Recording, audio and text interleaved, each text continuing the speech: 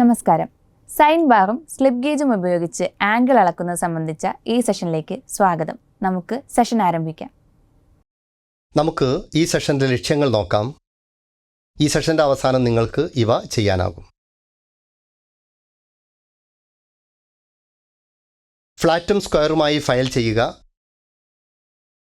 Drawing അനുസരിച്ച് mark ചെയ്ത് witness mark punch ചെയ്യുക. ഡ്രോയിങ് അനുസരിച്ച് പാർട്ട് 1, 2 തയ്യാറാക്കുക. സൈൻ ബാറും സ്ലിപ്പ് ഗേജും ഉപയോഗിച്ച് ആംഗിൾ പരിശോധിക്കുക. ഒരു സ്റ്റീൽ റൂൾ ഉപയോഗിച്ച് അസംസ്കൃത വസ്തുക്കളുടെ അളവുകൾ പരിശോധിക്കുക. ഒരു മസ്റ്റാർഡ് ഫയൽ ഉപയോഗിച്ച് വർക്ക് പീസിൻ്റെ 6 മുഖങ്ങളും റഫ് ഫയൽ ചെയ്യുക. ഒരു വെർണിയർ കാലിപ്പർ ഉപയോഗിച്ച് വർക്ക് പീസിൻ്റെ കനം ഉറപ്പാക്കുക. ഒരു ട്രൈ സ്ക്വയർ ഉപയോഗിച്ച് വർക്ക് പീസിൻ്റെ സ്ക്വയർനെസ്സും ഫ്ലാറ്റ്നെസ്സും ഉറപ്പാക്കുക. വർക്ക് പീസിൻ്റെ ഫേസ് എയിൽ മാർക്കിംഗ് മീഡിയ അപ്ലൈ ചെയ്യുക. 65 മില്ലിമീറ്ററിൽ നിന്ന് ഫേസ് ബിയിലും കൂടാതെ ഒരു സർഫേസ് ടേബിളിൽ വെർണിയർ ഹൈറ്റ് ഗേജ് ഉപയോഗിച്ച് ഒരു ആംഗിൾ പ്ലേറ്റിന് നേരെ ബട്ട് ചെയ്ത വർക്ക് പീസിൽ നിന്ന് ഫേസ് സിയിലേക്ക് 100 mm പാരലൽ ലൈനുകൾ രേഖപ്പെടുത്തുക. ഒരു ഡോട്ട് പഞ്ചും മോൾപിൻ ഹാമറും ഉപയോഗിച്ച് ലൈനുകൾ വിറ്റ്നസ് മാർക്ക് ചെയ്യുക. ഡ്രോയിങ് അനുസരിച്ച് നൽകിയിരിക്കുന്ന വലിപ്പത്തിലേക്ക് സെക്കൻഡ് കട്ട് ഫയൽ ഉപയോഗിച്ച് അധിക മെറ്റീരിയൽ ഫയൽ ചെയ്യുക. ഒരു വെർണിയർ കാലിപ്പർ ഉപയോഗിച്ച് work piece size 100 mm × 65 mm × 11.5 mm ആണെന്ന് ഉറപ്പാക്കുക.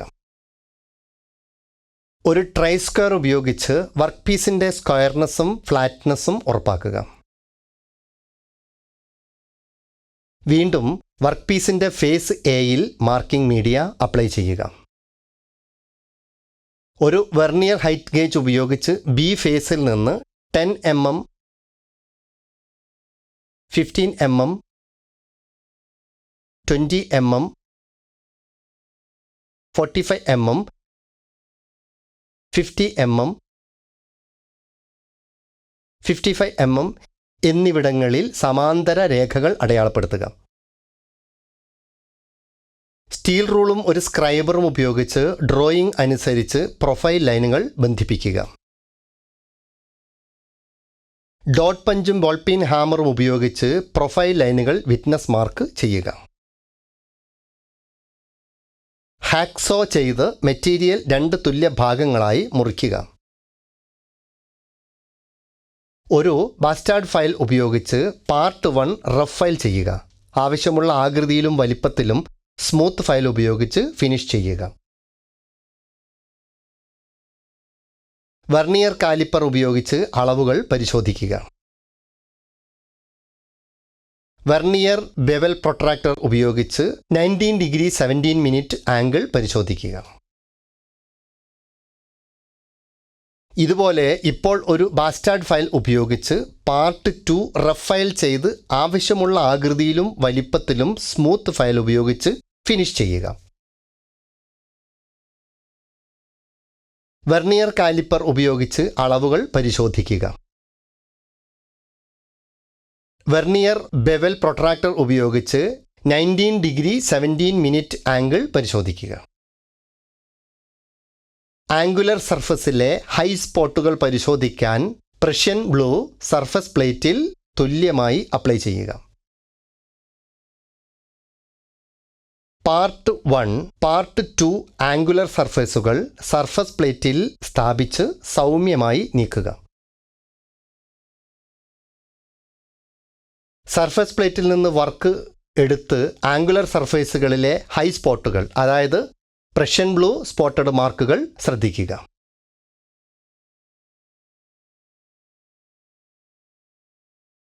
വർക്ക് ഒരു ബെഞ്ച് വൈസിൽ ഹോൾഡ് ചെയ്ത് ഒരു ഫ്ലാറ്റ് സ്ക്രേപ്പർ ഉപയോഗിച്ച് ഹൈ സ്പോട്ടുകൾ നീക്കം ചെയ്യുക.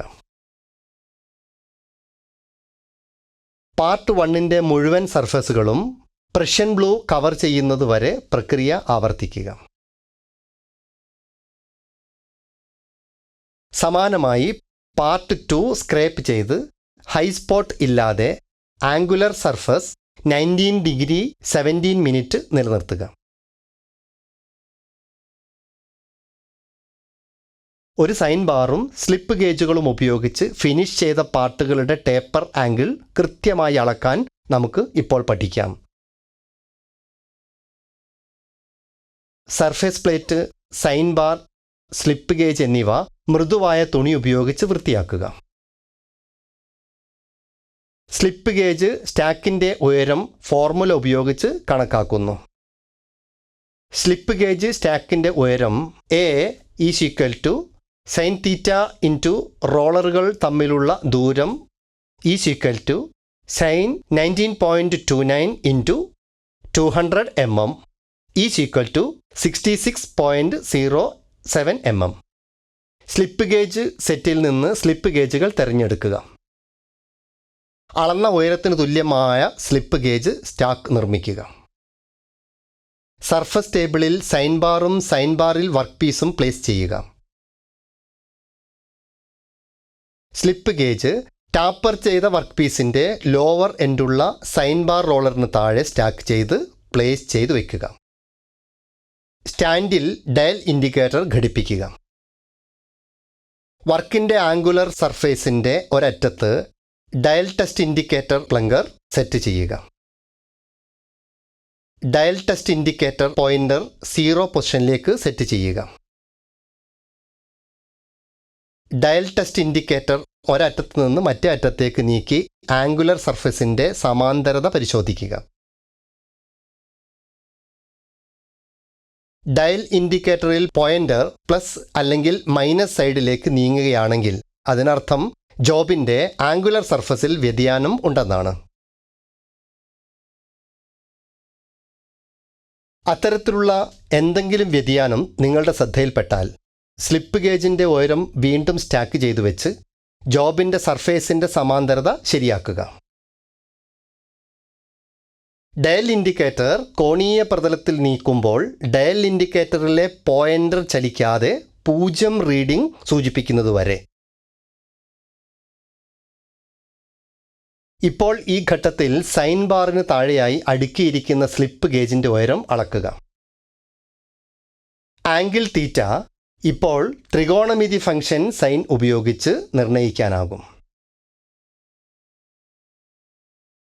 അതായത് സൈൻ തീറ്റ = എതിർവശം ഡിവൈഡഡ് ബൈ കർണം = സ്ലിപ്പ് ഗേജ് സ്റ്റാക്കിൻ്റെ ഉയരം അതായത് A ഡിവൈഡഡ് ബൈ റോളറുകൾ തമ്മിലുള്ള ദൂരം അതായത് C.